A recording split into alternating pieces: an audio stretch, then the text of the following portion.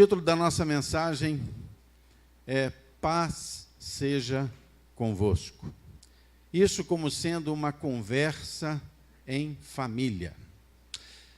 Nós estamos há uma semana da comemoração da morte e ressurreição de Cristo. Então, certamente que todos nós estamos assim, encharcados das emoções, encharcados dos sentimentos, encharcados das lembranças que tudo isso nos traz, né? A morte de Cristo. No domingo que antecedeu a ressurreição, Jesus estava entrando na cidade de Jerusalém. E o povo gritava, Hosana, Hosana. O povo louvava a Jesus. Poucos dias depois, esse mesmo povo estava crucificando Jesus. Essa frase, paz seja convosco, é uma frase conhecida, proferida por Jesus, e ela foi proferida logo depois que Jesus ressuscitou e ele se mostrou no meio dos discípulos, ele os encontra. Aqueles discípulos estavam trancados, amedrontados, decepcionados, órfãos, inconsoláveis, desorientados, esquecidos das promessas que Jesus tinha feito. Vocês sabem qual é uma das maiores dificuldades? Eu gosto muito de discipular recém-convertidos. É muito gostoso discipular alguém que se converteu recentemente, você vê aquela pessoa crescendo ali no conhecimento bíblico, é muito gostoso, eu gosto muito. Mas uma das maiores dificuldades de quem se converte não tinha um conhecimento prévio da palavra, então ele começa a conhecer a palavra de Deus, é lidar com o conceito de trindade. Esse conceito de trindade, o conceito de Deus Pai, Criador, Deus Filho, Salvador, Espírito Santo, Consolador, e que são três pessoas, mas são um Deus só. Isso é um conceito complicado, não é verdade? É complicado para crente com 40 anos de banco, mas você imagina para alguém que está chegando no cristianismo, que está neném na fé. Esse conceito é muito difícil. E acontece que Jesus, naquela noite memorável, quando ele vai para o cenáculo com seus discípulos, na semana que antecede, ou melhor, no dia que antecede a sua prisão, no dia que antecede a sua prisão, ele vai no cenáculo, e aquele momento no cenáculo em que ele faz a refeição com os seus discípulos, aquele momento é um momento emblemático, e acontece coisas muito especiais que marcam a vida do cristianismo, a vida da igreja. Aquela cerimônia em que Jesus lava os pés dos seus discípulos é tão marcante, não é? Aquilo é muito marcante. É marcante a oração sacerdotal de Jesus, aquela oração. É marcante também a percepção que Jesus tem da tristeza dos discípulos, dos apóstolos. Eles estão percebendo que alguma coisa vai acontecer, que eles vão ficar sem Jesus. Jesus já explicou para eles tantas coisas a respeito disso, mas eles não estão conseguindo entender bem. Eles só entendem que Jesus vai embora. E eles não entendem muito bem como é que esse negócio vai funcionar. E aí, Jesus junta os seus apóstolos, e como um pai que consola seus filhos, ele começa a falar da ação maravilhosa do Espírito Santo de Deus. Assim que ele for, o Espírito Santo virá. E é esse texto que nós vamos ler. Nós vamos ler esse momento em que Jesus traz consolação, fala de um outro Consolador que virá. Antes mesmo de ler esse texto, nós vamos ler um texto também de João que fala sobre essa frase, paz seja convosco, para fazer sentido no contexto. Abra sua Bíblia em João 20. João 20.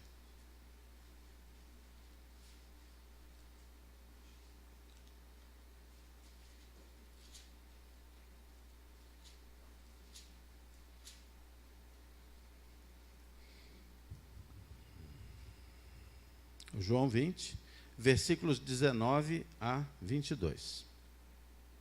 Nós vamos começar com essa frase de Jesus: paz seja convosco. João 20, 19 a 22, que diz assim: vamos nos transportar para aquela Jerusalém, logo depois da morte de Jesus. Vamos nos transportar para o que sentem aqueles homens que se sentiram órfãos do seu mestre.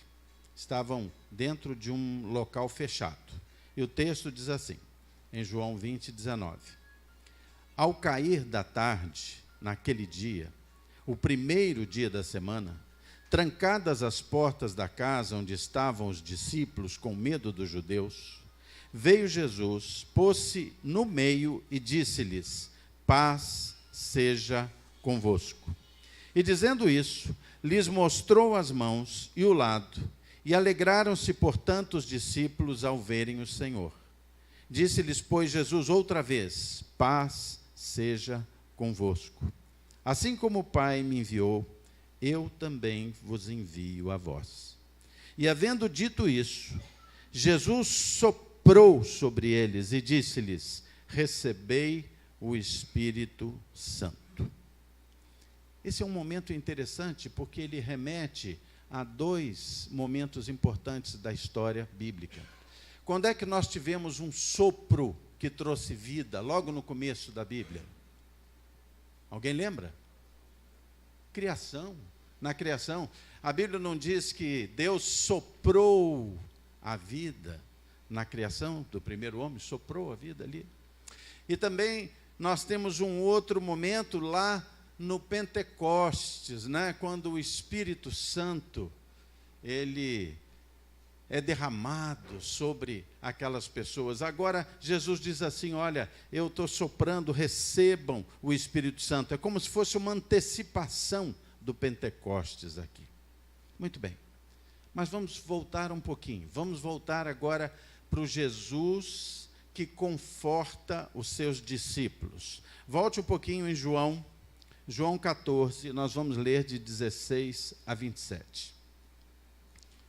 Um pouquinho antes daquele episódio em que Jesus soprou o Espírito Santo sobre os seus apóstolos, um pouquinho antes daquele momento, ali na quinta-feira, isso aconteceu logo depois da ressurreição, um pouquinho antes, na quinta-feira, Jesus vai ter uma conversa com os seus apóstolos, e essa conversa é relatada em João 14, de 16 a 27.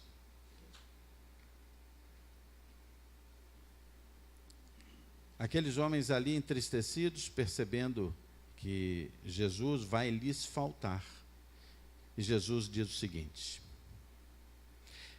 e eu rogarei ao Pai, e ele vos dará outro Consolador, a fim de que esteja para sempre com vocês. O Espírito da verdade, que o mundo não pôde receber, porque não o vê, nem o conhece, mas vós o conheceis. Porque ele habita convosco, e ele estará em vós. Não vos deixarei órfãos, voltarei para vós outros. Ainda por um pouco, e o mundo não me verá mais, vós, porém, me vereis, porque eu vivo, e vós também vivereis. Naquele dia, vós conhecereis que eu estou em meu Pai, e vós em mim, e eu em vós. Aquele que tem os meus mandamentos e os guarda, esse é o que me ama.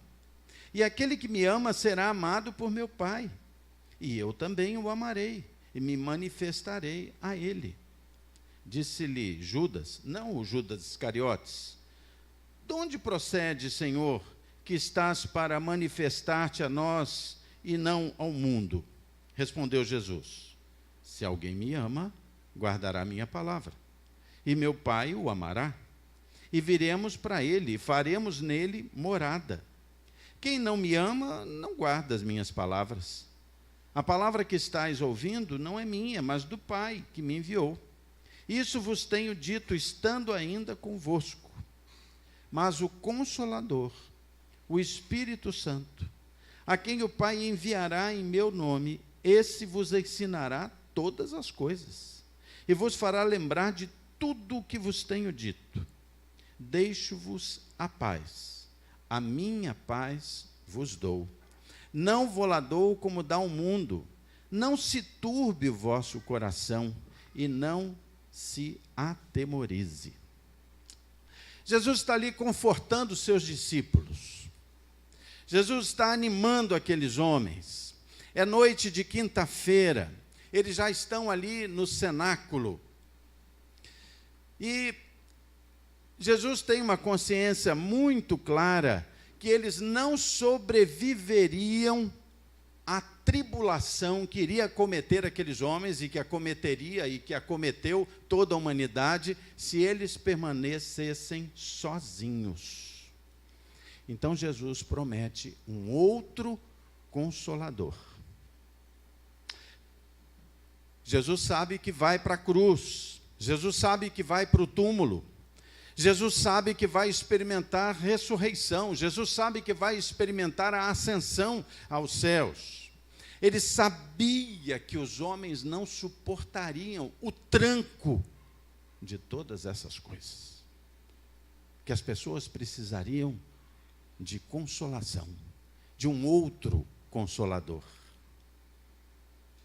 Sem essa paz de Deus, eles não iam sobreviver, e nós também não sobreviveríamos. Você já pensou o que seria de nós se o Espírito Santo não tivesse sido derramado sobre a face da terra? Já imaginou essa possibilidade? A terra com tudo aquilo que ela vive, a sociedade com tudo que ela vive, com o Senhor deste mundo cirandando, se nós não tivéssemos o Espírito Santo de Deus a nosso redor e em nós. Jesus sabia disso muito bem. O versículo 16 diz o seguinte: eu rogarei ao Pai, e Ele vos dará outro Consolador, a fim de que esteja para sempre convosco. Um outro Consolador sempre convosco. Lembre que Jesus era o Consolador em carne e osso, e é lógico que ele estava limitado fisicamente à condição humana que ele tinha, embora ele também fosse 100% Deus, 100% homem. Agora ele deixaria um Consolador ilimitado, um Consolador que estaria com todos. Há duas palavras aqui nesse texto que poderiam ser vistas. Ele diz assim: rogarei ao Pai que vos dará outro Consolador. Essa palavra outro originariamente é a palavra héteros, e a palavra héteros significa diferente. Mas não é a palavra héteros aqui. A palavra aqui é a palavra allos, que significa: eu vou mandar outro Consolador, outro igual, outro com a mesma substância, outro que é Deus, como eu sou Deus.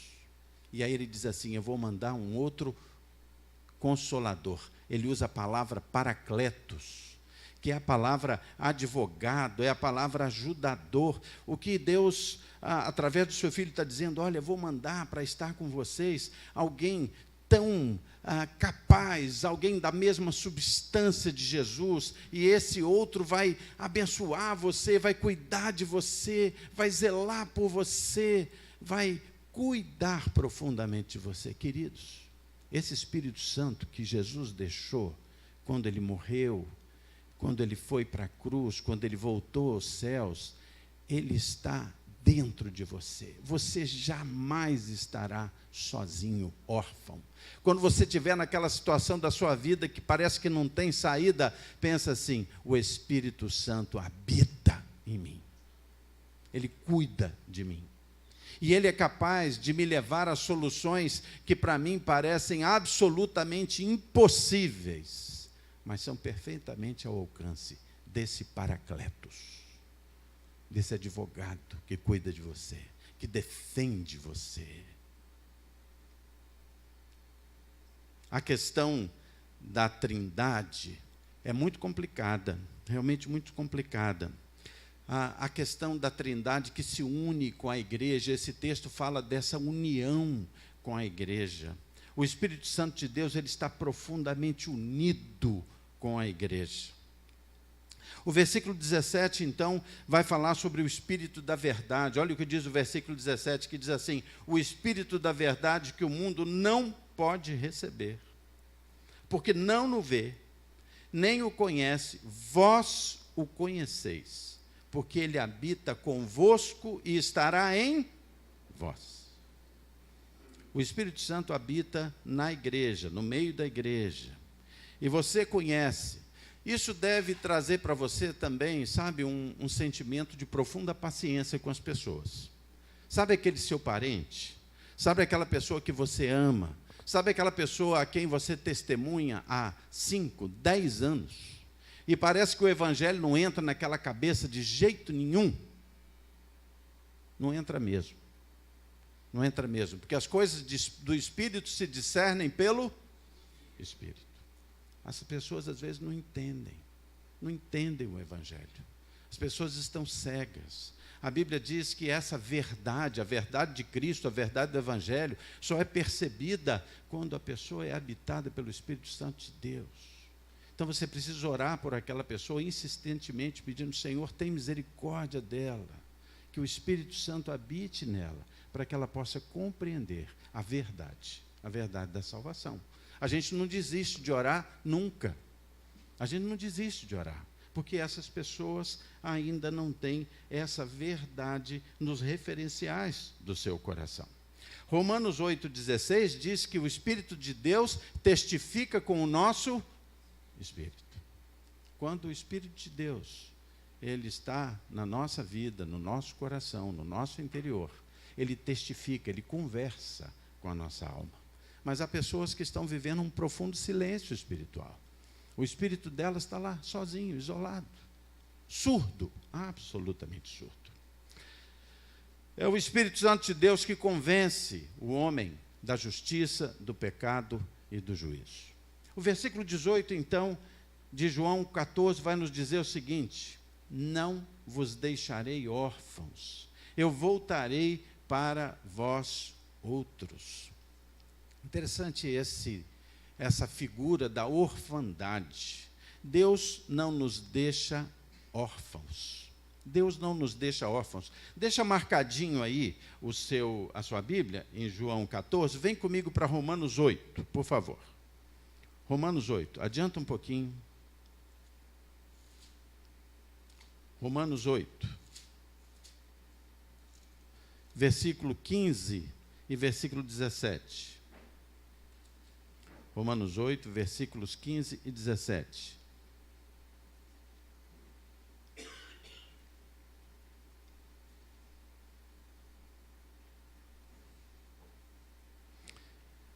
(15, 16, 17). Romanos 8, 15, 16 e 17, que diz assim: porque não recebestes o espírito de escravidão, para viverdes outra vez atemorizados, mas recebestes o espírito de adoção, baseados no qual chamamos e clamamos: Abba, Pai. O próprio Espírito testifica com o nosso espírito que somos filhos de Deus. Ora, se somos filhos, somos também herdeiros, herdeiros de Deus e co-herdeiros de Cristo. Se com Ele sofremos, também com Ele seremos glorificados. Interessante que o primeiro versículo, versículo 15, vai chamar a Deus de Abba, Pai. Abba significa paizinho. O Senhor realmente nos adota. É uma relação filial, uma relação familiar. Deus não nos deixa sozinho, Ele nos consola, Ele cuida de nós. Essa palavra Abba no aramaico é papaizinho. É o mesmo termo que é usado por Jesus quando ele diz: Abba, se possível, passa de mim esse cálice. Quando Jesus conversa com seu pai naquela oração do Getsêmani, e que Lucas vai descrever como um sofrimento profundo, que na expectativa da cruz ele sua gotas de sangue, ele conversa com Deus assim: Paizinho, se puder, afasta de mim esse cálice. É uma conversa de filhinho e de paizinho. E a Bíblia diz com todas as letras que é assim que Deus nos olha, que Deus nos vê, como um filhinho querido. E por isso Ele deixa o Espírito Santo cuidando da gente. Sabe aquela visão de pai que não deixa filho pequeno sozinho de jeito nenhum? Aliás, essa é uma visão mais de mãe, né? É verdade, né? Mãe não deixa filho pequeno, não é, Luzia? Não deixa sozinho de jeito nenhum. Mas Deus tem esse cuidado com a gente, esse profundo cuidado com a gente, né? Um profundo cuidado. O versículo 26, voltando lá para João 14, por favor, volte para João 14. João 14. E aí no versículo 26, nós vamos ver o seguinte. O que Jesus está dizendo para os seus apóstolos, certamente isso se estende para nós. João 14, 26 diz assim: mas o Consolador, o Espírito Santo, a quem o Pai enviará em meu nome, esse, o Espírito Santo, vos ensinará todas as coisas e vos fará lembrar de tudo o que vos tenho dito. Quando a gente recebe esse Espírito Santo em nós, nós aprendemos todas as coisas de Deus. E esse Espírito Santo nos lembra de tudo que a palavra de Deus nos ensina a respeito de Jesus, a respeito da salvação. O texto diz que Ele nos consola. Quando você recebe Jesus no seu coração, quando o Espírito Santo habita em você, quando o Espírito de Deus testifica com o seu Espírito, você é consolado, porque você tem a absoluta certeza de que Deus não perde o timão da história, da sua história. Ele não perde o timão da sua história. Ainda no fim dessa conversa que Jesus está tendo com esses homens, antes da oração sacerdotal, que está no capítulo 17 de João, antes mesmo que Jesus seja preso, Jesus então prepara aqueles discípulos para a realidade que eles vão enfrentar, e que todos enfrentam. João, vira a página, por favor, João 16, 33. João 16, 33. E o texto diz assim: estas coisas vos tenho dito, ainda na conversa de Jesus, naquele ambiente, estas coisas vos tenho dito para que tenhais paz em mim. No mundo passais por aflições, mas tendes bom ânimo, eu venci o mundo. Ele consola, ele previne para a realidade. E o texto de João 14, 26 diz que o Espírito Santo é quem nos ensina, o Espírito Santo é quem nos lembra. Nós temos paz quando nós aprendemos corretamente as verdades de Deus. Quando você tem a verdade de Deus dentro do seu coração, quando você conhece a palavra, quando você tem uma relação com Deus, quando o Espírito Santo habita dentro de você, você dentro das aflições da sua vida, ainda assim é uma pessoa que tem consolação. Você não se desespera. Essas 2 semanas passadas foram...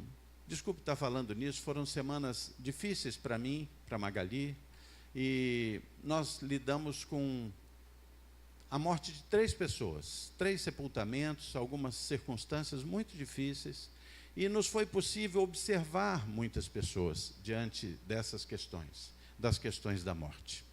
E é interessante você observar a diferença de quem não tem Jesus no seu coração, com relação àqueles que têm Jesus no seu coração. Todos choram, todos se entristecem, todos sofrem, mas quem tem Jesus no seu coração, nitidamente, está profundamente consolado. Isso só tem uma explicação: Espírito Santo de Deus. Espírito Santo de Deus. Nós temos paz quando nós aprendemos as verdades de Deus.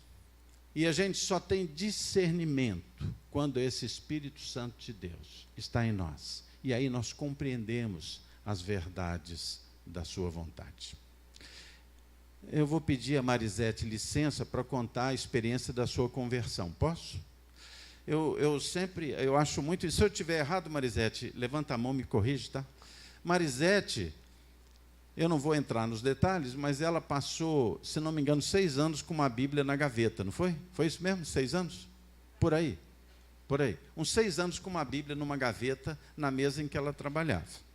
Ela tinha suas razões para fazer grandes questionamentos da palavra de Deus, uma vez que ela tinha vivido algumas experiências difíceis com alguns crentes que a rodearam em algum momento da sua vida. E ela, todos os dias, na sua folguinha lá, ela puxava aquela gaveta e lia um pouco da Bíblia. E ela não acreditava naquele negócio, não é, Marisete? Não acreditava naquele negócio, fecha a gaveta. Você já pensou? Ela lia a Bíblia muito mais do que a grande maioria dos crentes. Fala sério, você lê a Bíblia todo dia, não precisa me responder, não. Mas ela lia um pedacinho da Bíblia quase todo dia. E abria, e via, e dizia, não acredito nisso. Fechava a gaveta. Dia seguinte, abria a gaveta, lia um pouquinho, fechava, eu continuo não acreditando nisso. 6 anos depois, um dia Marisete abriu aquela gaveta. E aquela palavra fez sentido na sua vida. E ela teve um sentimento que ela descreve como se fosse uma ligação profunda com Deus naquele momento. E tudo aquilo, toda aquela verdade, passou a fazer sentido na sua vida. E ela teve a sua vida transformada. Isso é ter no coração a verdade do Espírito Santo de Deus. E aí Deus foi tão bom para ela que deu beça de presente para ela. Um prêmio, né? Um prêmio. Mas você só tem a consciência da palavra de Deus, a consciência daquilo que Deus, das verdades de Deus, quando esse Espírito Santo Consolador assume você. Se você ainda não sente esse Espírito Santo Consolador de Deus na sua vida, eu quero dizer uma coisa para você. Pede a Deus isso. Não perca tempo. Não perca tempo. A vida é curta. A vida acaba num piscar de olhos. A Bíblia diz que há um tempo de urgência, e no original ela fala que é como se fosse a rabanada de um peixe. Quem já pescou aqui sabe, quando a gente tira o peixe da água, ele se debate, são rabanadas muito rápidas, não são? A Bíblia traduz, os tradutores traduziram como um piscar de olhos, mas o texto original diz assim, acontece como uma rabanada de peixe. Quando você menos esperar, a sua oportunidade acabou. Conheça esse Jesus Salvador, porque aí o Espírito Santo de Deus vai habitar você, e você vai entender as verdades de Deus para a sua vida. A ação de buscar aprender de Deus, somada ao discernimento que o Espírito Santo pode dar a você, transforma a sua vida. Quando nós aprendemos a palavra de Deus, é o Espírito Santo que nos lembra dela. Quando nós aprendemos as coisas e as palavras de Jesus, é o Espírito Santo que habita em nós, que nos lembra de Jesus. Há um grande personagem do Evangelho, um grande personagem da história da igreja, chamado John Wesley. John Wesley era um daqueles homens que era chamado de avivalista, ou seja, homens que viveram movimentos de avivamento espiritual no meio da igreja. John Wesley, no século XVIII, foi pregar um dia, e no caminho da sua pregação, foi abordado por um homem no meio da rua, e esse homem disse para ele, a carteira ou a vida? E diante daquele argumento, ele pegou a carteira e disse para aquele homem, está aqui a minha carteira, e disse assim, um dia você vai reconsiderar o tipo de vida que você leva. Então eu quero que você se lembre de uma coisa, o sangue de Jesus Cristo nos limpa de todo pecado. Entregou a carteira para aquele homem e foi embora. E o homem fugiu com a carteira dele.